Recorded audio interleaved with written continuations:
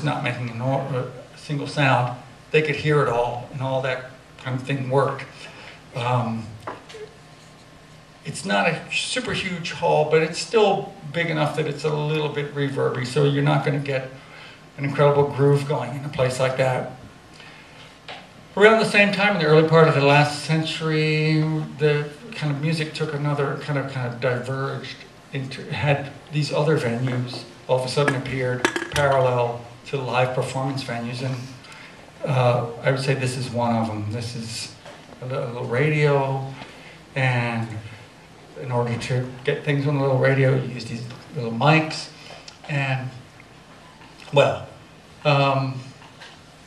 it's really complicated. Okay, I'll come back to it, but the microphone affected or enabled certain musicians and singers to all of a sudden do things that they could never do before. Somebody who didn't have the lungs to kind of sing and project in front of a big audience. Let's see if this works. I don't think it's going to work. Yeah, it is.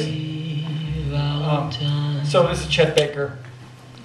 This would obviously not have worked outside of a very quiet small club or on somebody's home stereo. So in a certain kind of way, this beautiful piece of furniture became the theater where people, the venue, let's say, where people heard music.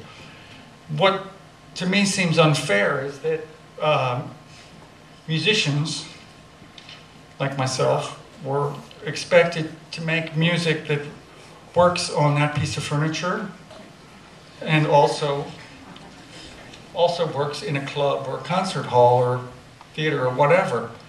Two very different things, very different kinds of music, different kinds of venues, different acoustic space, etc., etc.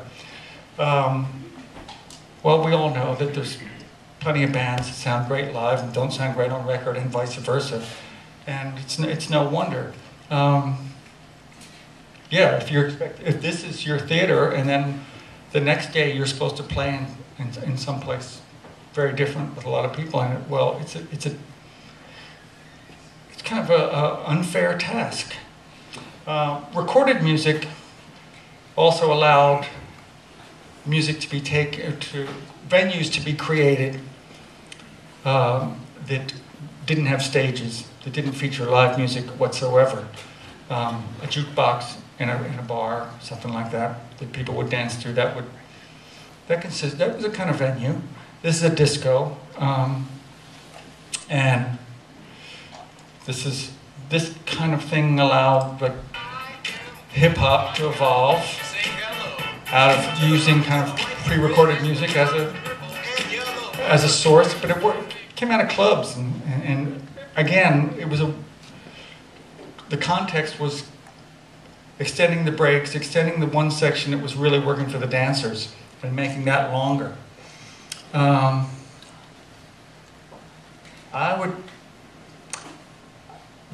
would say that, yeah, the things had now diverged sufficiently so that some of the music that was played in clubs, like whatever, techno or minimal disco or whatever you want to call it, it's not something you want to listen to at home. Some people might, but no.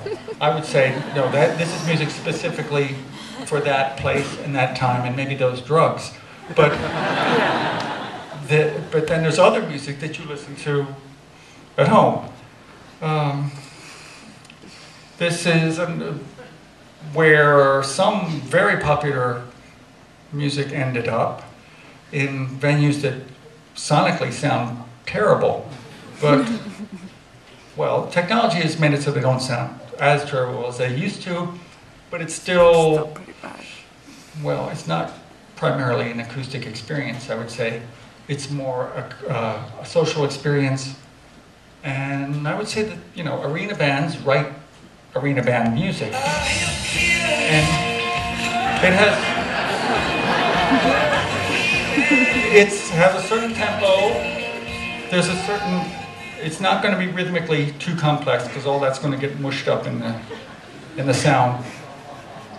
This is not a criticism. This is just saying write to fit to fit that place. Okay. Now, there's new music venues have evolved, and I would say that this is one of them. Speakers in the back of a car. And there's certain music that sounds really good in that context. This guy can't afford a car, but he's got the sound system.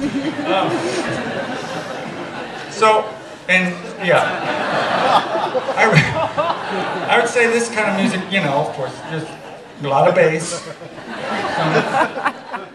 a lot of highs, feature, you know, show off that sound system, and the vocal kind of has its own little space in the middle where almost nothing else resides. So everything is kind of like way spread out, as opposed to some of that other music where everything is kind of inside a kind of, the sonic spectrum is kind of narrow. In this case, the sonic spectrum is pretty wide.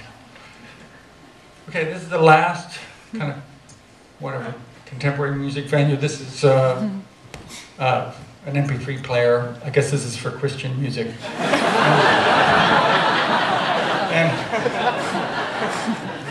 Well, I would think, so to me, it's in a certain kind of way come full circle. The things that to me work on an iPod or other music players are kind of steady state groove kind of stuff, very similar to the West Africans 20 minutes ago. And because if I've noticed that if things get really quiet on your music, you know, on your iPod player, then you turn it up and, ooh, then it's bad when it gets loud again. So it's better when the volume of the music that's being written is fairly constant.